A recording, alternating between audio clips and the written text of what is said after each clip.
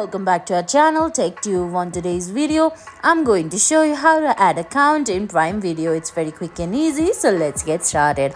First, open the Prime Video app on your phone. If you don't have the app yet, you can get it from Google Play Store or Apple App Store. Once you do that, open the app and sign in.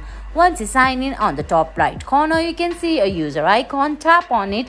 Then right below the settings icon, there's your account name. Tap on it. Then on your interface, you can see the already available accounts, and below that there's a new option with a plus sign. Tap on it. Then all you have to do is enter your name, and if it's for your kid, you have to turn on the kids profile option, or else you just have to tap on save.